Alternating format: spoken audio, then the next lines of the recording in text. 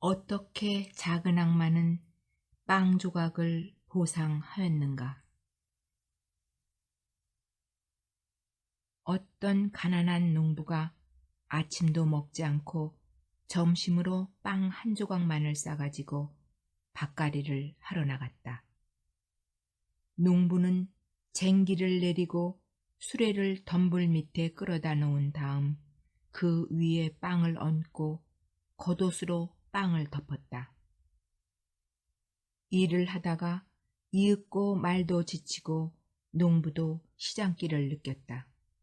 농부는 쟁기를 밭에 꽂아둔 채 말을 풀어서 꼴을 먹도록 놓아준 다음 자기도 겉옷이 있는 쪽으로 점심을 먹으러 갔다. 농부는 겉옷을 들춰보았다. 그러나 빵 조각이 없었다. 그는 부근을 찾아보기도 하고 겉옷을 뒤집어 털어보기도 했으나 빵 조각은 없었다. 농부는 참 이상한 일도 다 있다고 생각했다. 온 사람이라곤 아무도 없었는데 누가 빵을 가지고 갔을까? 그러나 사실은 농부가 밭을 갈고 있는 동안 작은 악마가 빵을 훔쳐내고 덤불 뒤에 숨어서 동종을 살피고 있었다. 농부가 화를 내고 욕을 해댐으로써 큰 악마를 기쁘게 해주리라 생각하며 귀를 기울이고 있었던 것이었다. 농부는 약간 실망했다. 할 수 없지. 설마 굶어 죽기야 하려고. 누군가 훔쳐갔다면 꼭 필요해서 가져갔겠지. 아무나 먹게 내버려 두자. 그리고 농부는 우물로 가서 물을 잔뜩 마시고 한숨을 쉬고 나서 쟁기를 메고 또 밭을 갈기 시작했다. 작은 악마는 농부로 하여금 죄를 짓게 만들지 못하자 당황하여 큰 악마에게로 달려갔다.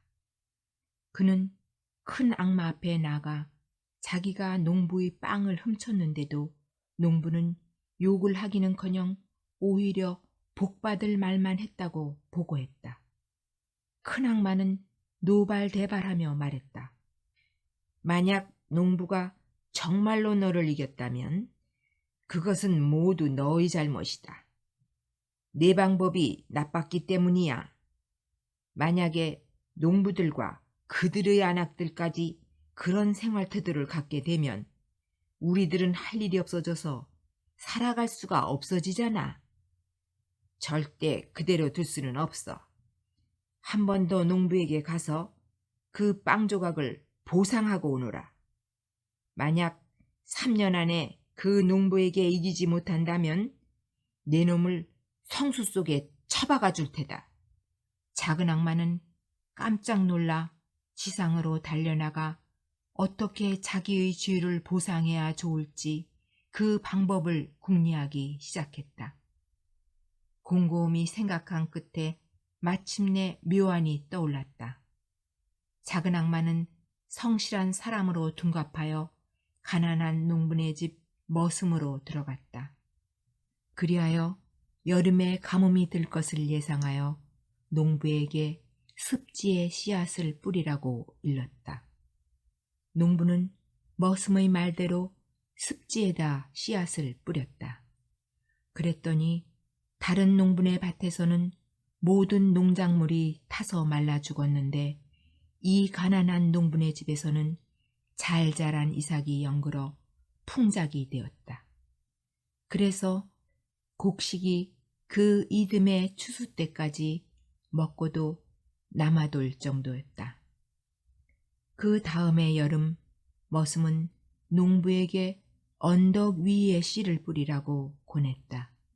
그랬더니 그해 여름에는 비가 몹시 많이 내렸다. 다른 집 농작물은 모두 쓰러지고 비를 맞아 썩어서 제대로 연글지 않았으나 이 농부네 언덕 위의 밭에서는 곡식들이 아주 잘 연글었다. 그래서 또다시 많은 곡식이 생겼고 그것을 처분하기 곤란할 정도였다. 머슴은 농부에게 밀을 빻아 술을 담그라고 일러주었다. 농부는 술을 담가 자기도 마시고 마을 사람들에게도 나눠주었다. 작은 악마는 큰 악마에게 가서 빵 조각을 보상했다는 말을 자랑스럽게 늘어놓았다. 큰 악마는 그것을 살펴보러 나섰다. 그가 농부네 집에 가보니 농부는 돈 많은 마을 사람들을 초대하여 술 대접을 하고 있었다.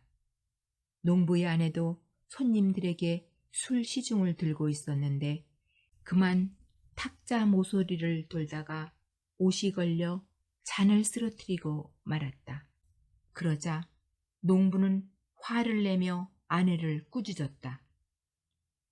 조심해, 못난 것 같으니 이런 고급 술을 엎지르다니.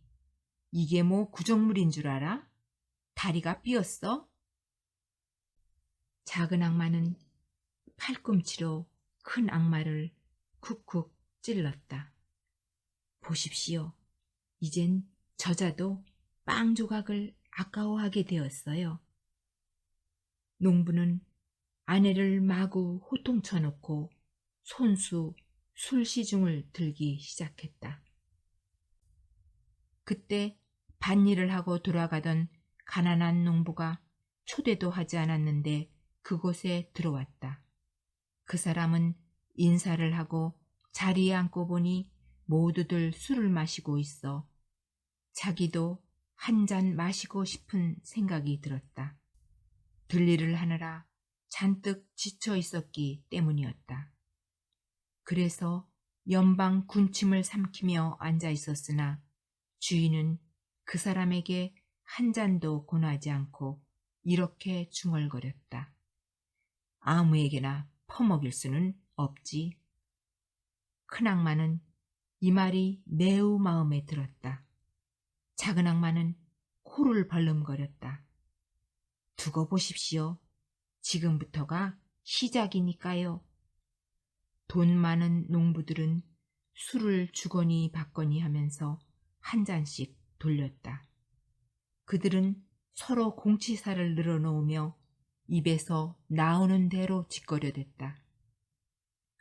큰 악마는 열심히 귀를 기울이고 있다가 작은 악마를 칭찬했다. 그리고는 덧붙였다.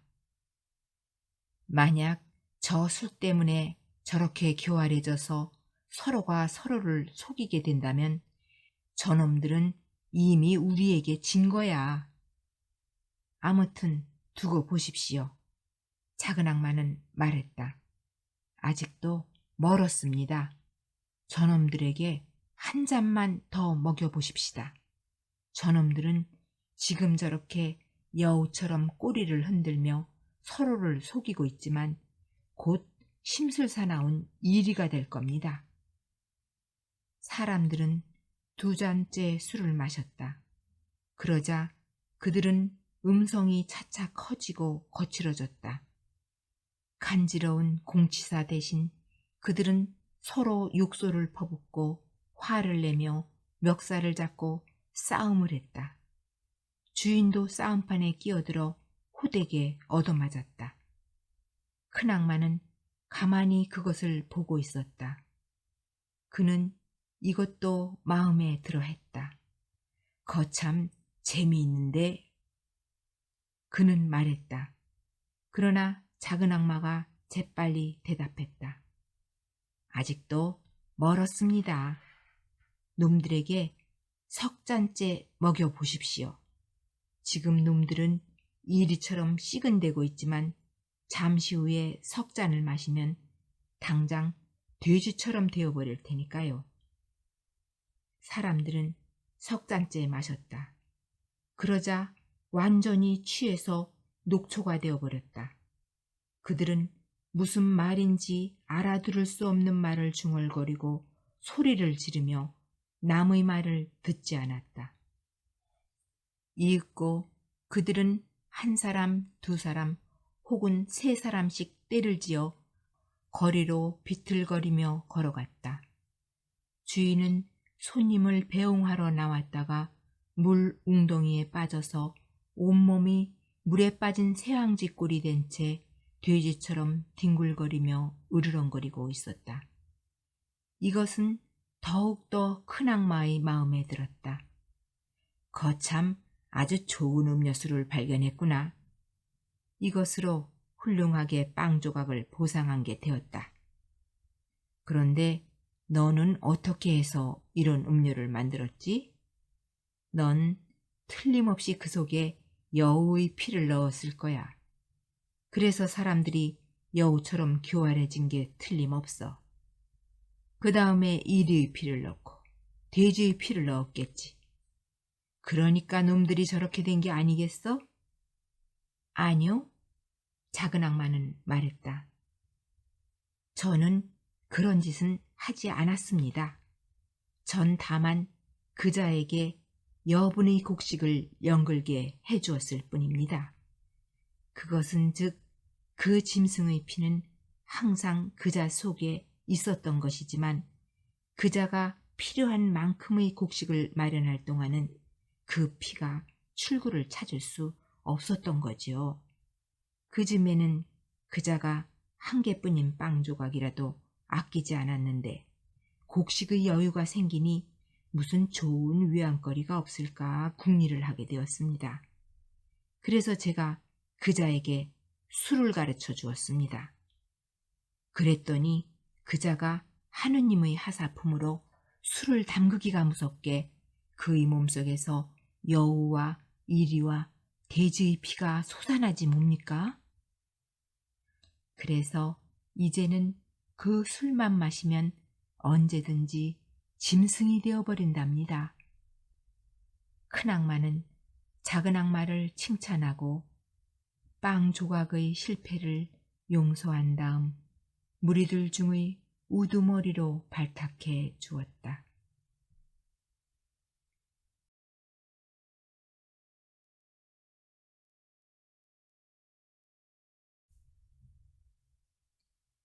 달걀만한 씨앗.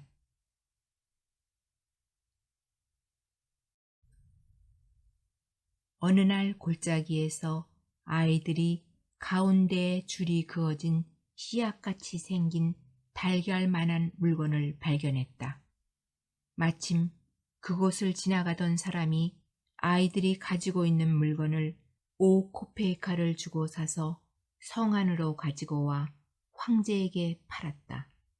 황제는 현인들을 불러 모아 이것이 무슨 물건인지, 즉 달걀인지 씨앗인지 알아보라고 일렀다. 현인들은 생각하고 또 생각했다. 그러나 무엇인지 도무지 알 수가 없었다. 마침 그 물건을 창문 위에 놓았는데 한 마리의 암탉이 들어와 쪼기 시작하더니 구멍을 내버렸다.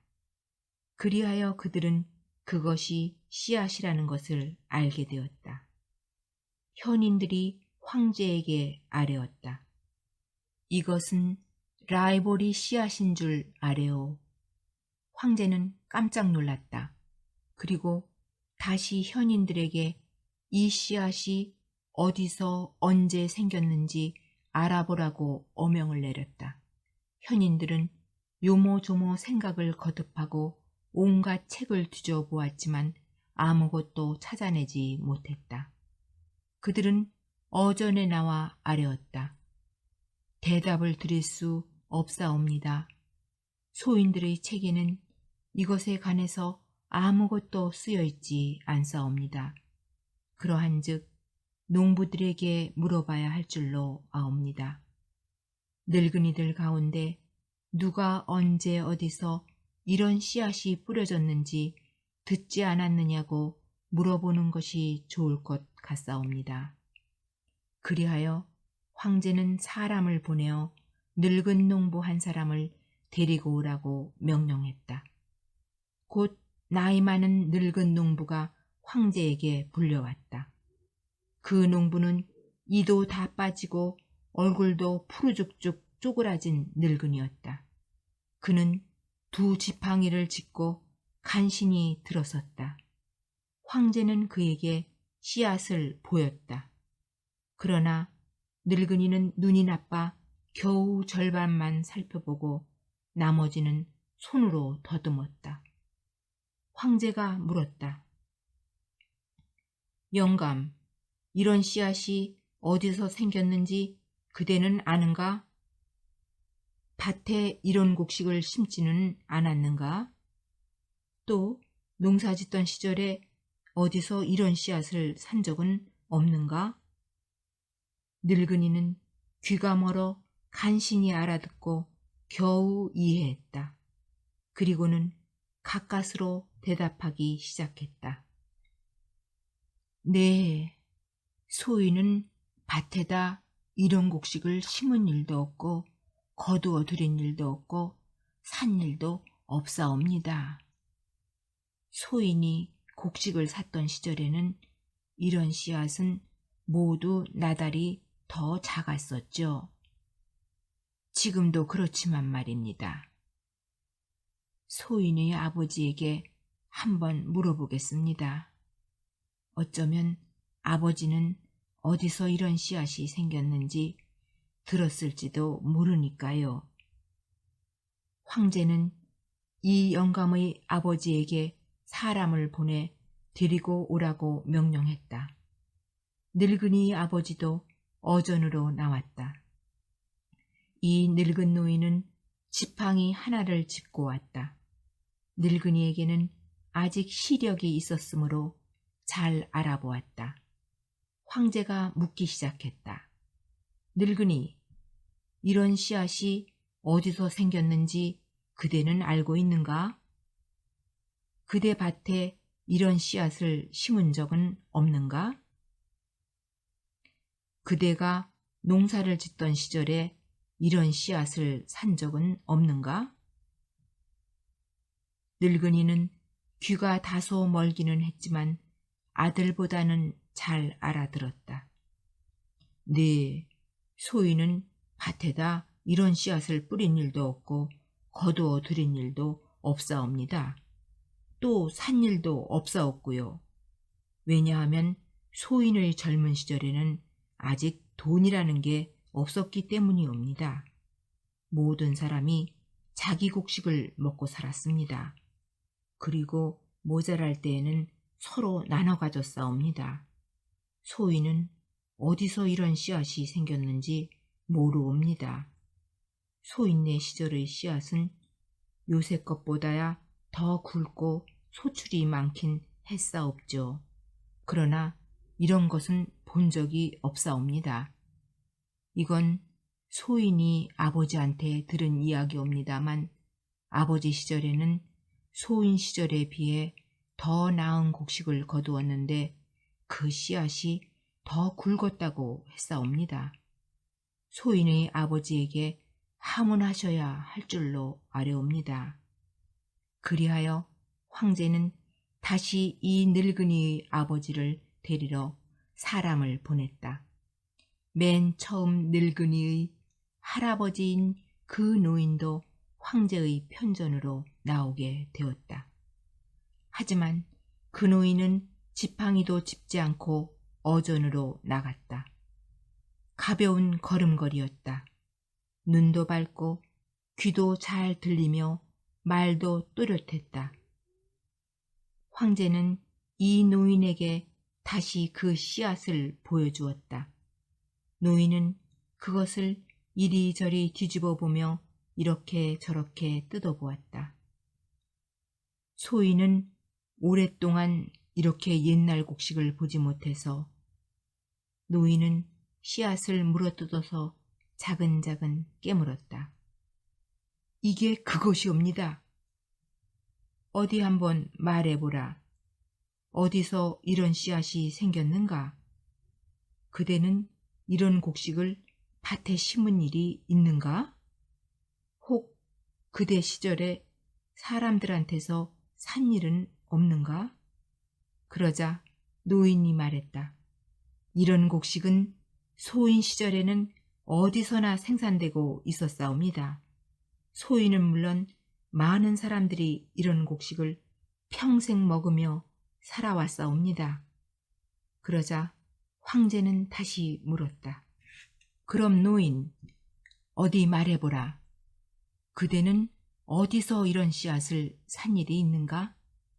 자신의 밭에 뿌린 일은 없는가? 노인은 희죽 웃었다. 소인적에는 곡식을 팔고 사는 그런 죄악을 궁리해낼 수 있는 사람은 한 사람도 없었사옵니다. 또 돈이라는 것도 몰랐사옵니다. 곡식은 누구에게나 얼마라도 있었지요. 소인은 이런 곡식을 직접 심기도 하고 거두어 들이기도 하고 타작하기도 했었습니다. 황제는 거듭 물었다. 어디 그럼 말해보라. 노인, 그대는 어디다 이런 곡식을 심었고 또 그대 밭은 어디에 있었는가? 노인은 말했다. 소인의 밭은 신의 땅이었사옵죠. 쟁기질을 한 거기가 밭이었사옵니다. 땅은 자유였사옵니다.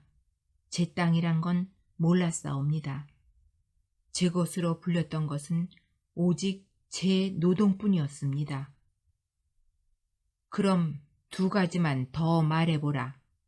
한 가지는 어째서 옛날에는 이런 씨앗이 생겼는데 지금은 생기지 않나 하는 것이고, 또 한 가지는 그대의 손자는 두 자루의 지팡이를 짚고 다니고 또 그대의 아들도 한 자루의 지팡이를 짚고 왔는데 그대만이 그처럼 가뿐히 혼자 걷는가 하면 눈도 밝은 데다 이도 실하고 말도 또렷하고 상냥함은 어찌된 영문인가?